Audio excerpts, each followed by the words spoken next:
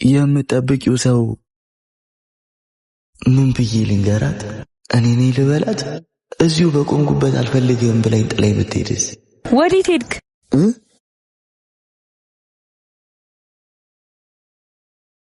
እንዴት ሳድርጌ የሆዴን ላሳይሽ ምን ቃል ተናግሬስ ውስጤን ልግለጽልሽ ጨነቀኝ ጠበበኝ። እስከ ዛሬ ስደበቅና ስሸሽ ቆይቻለሁ። ከዚህ በኋላ ግን በናፍቆት ልጎዳሽ አልፈልግም። አንቺ ሁሌ መተሽ የምትፈልጊኝ ቦታ ቆሜያለሁ። እየጠበቅኩሽ ነው። ሰበቤ ሁንሲል ባንቻልኩ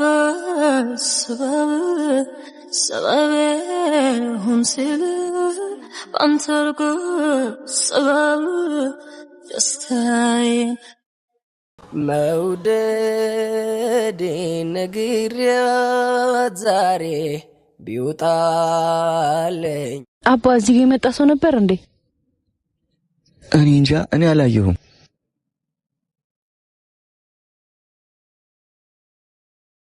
ሸጋልጅ ባሳቤ ድንገት የሆነ ቦታ ግን አውቃለሁ ልበል? አረ ይቅርታ ተሳስቼ ነው በቃ።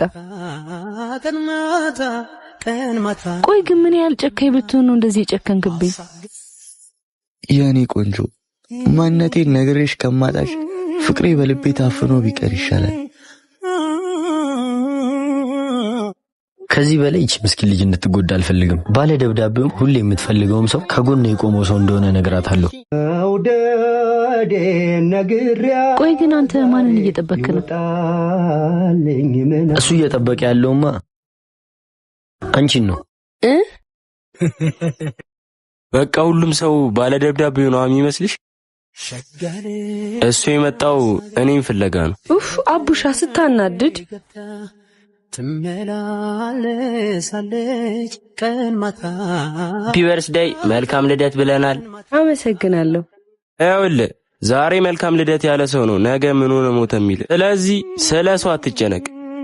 አቡሻ ባለ ልደት እንኳን ተወለድሽ። አመሰግናለሁ። ዛሬ ምንም አልተቀመጠልኝም እንዴ? አረ ጭራሽ የዛሬውማ በፖስታ ነው።